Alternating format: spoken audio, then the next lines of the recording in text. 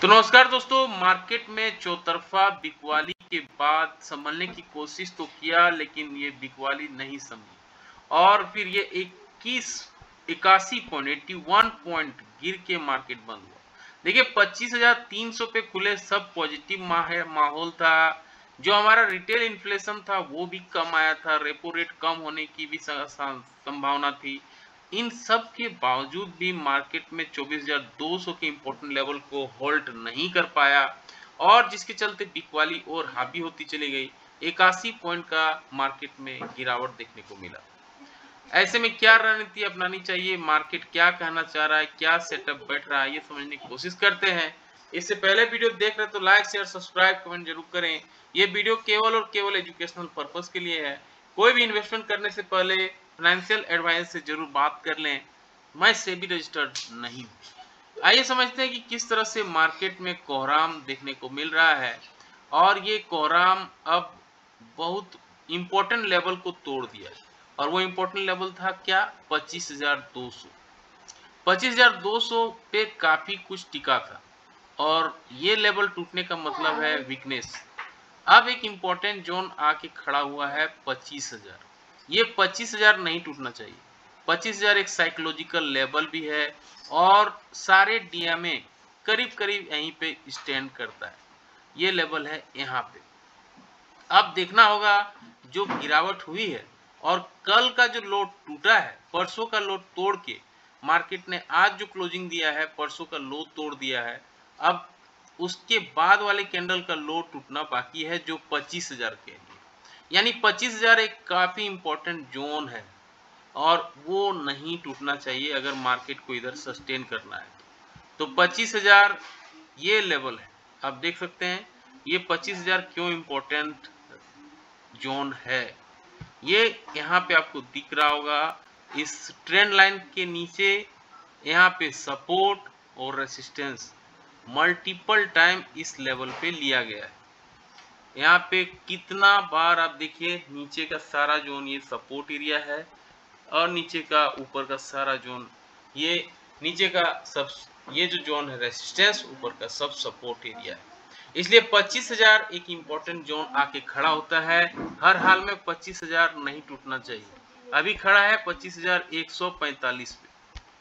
25,145 इसका वीक की बात करें तो ये 25,273 है। मार्केट को अगर ऊपर जाना है तो आज के हाई को तोड़ना पड़ेगा और ये लेवल को तोड़ना काफी इंपॉर्टेंट है, काफी महत्वपूर्ण हडल है इस लेवल पे 25,300 पे, जहां पे मार्केट पार कर नहीं पा रहा है। 25,300 का जोन इसलिए ज्यादा इंपॉर्टेंट बन जाता है और ये एक रेसिस्टेंस एरिया के रूप में काम कर रहा है। नीचे का जोन 25,145 जहां पे ये क्लोजिंग दिया है उसी के आसपास, और अगर ये टूटता है तो मार्केट में गिरावट बढ़ सकता है। फिर पहला सपोर्ट 25,072 का दिख रहा है और 25,072 के बाद अभी जो डिस्कस किए 25,000 एक इंपॉर्टेंट लेवल आके खड़ा है।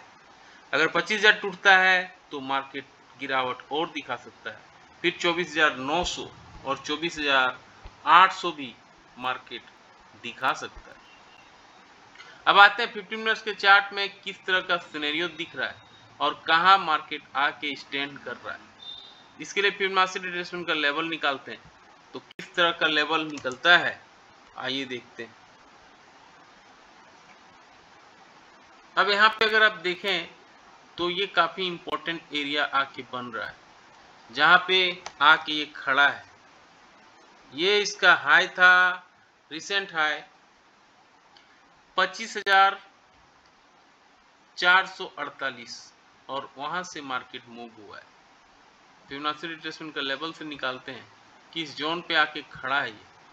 तो यहाँ पे अगर आप देखें ये इसका नीचे का जोन है 24,594 और ऊपर का जोन पे ये जहां भी खड़ा है 25,123।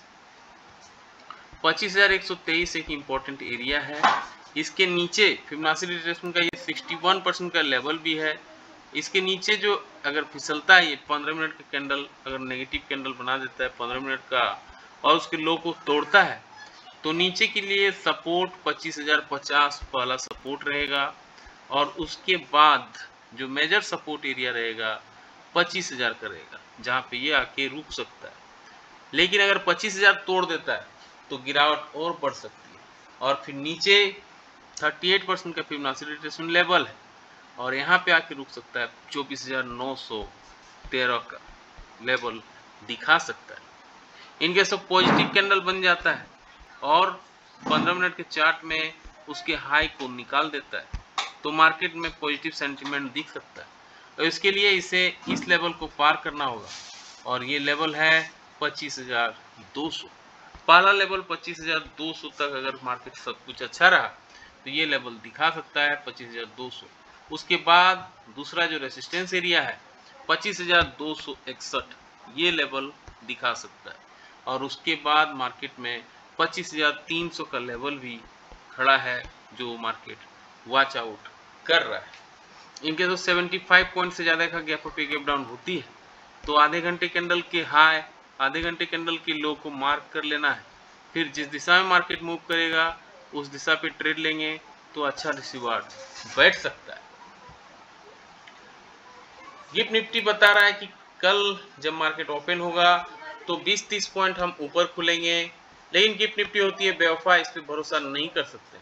इधर अमेरिकन मार्केट में उठापटक जारी है, 191 पॉइंट गिरा है Dow Jones, S&P 46 point, Nasdaq 285 point, एफएटीसी, कैक, डेक और चाइना और जापान का मार्केट में कोहराम मचा हुआ है।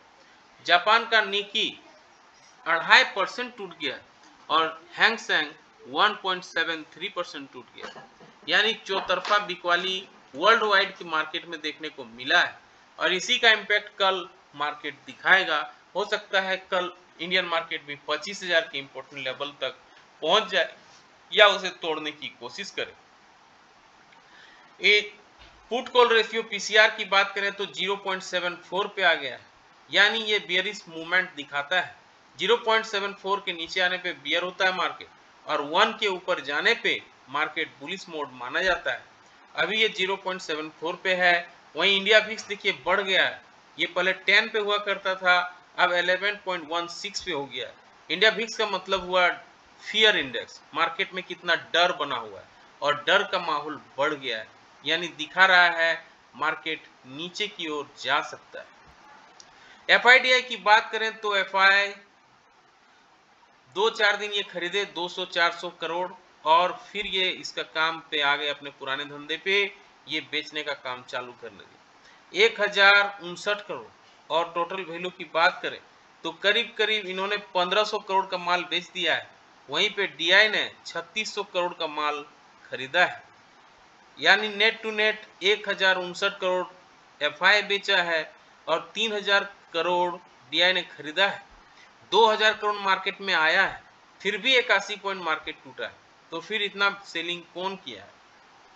तो सारे बिंदुओं पे हमने डिस्कस किया किस तरह का कैसे मार्केट कल रह सकता है। कैसा रहा जानकारी, लाइक शेयर सब्सक्राइब कमेंट करके जरूर बताएं। मिलते हैं किसी और वीडियो पे, तब तक के लिए जय हिंद, वंदे मातरम।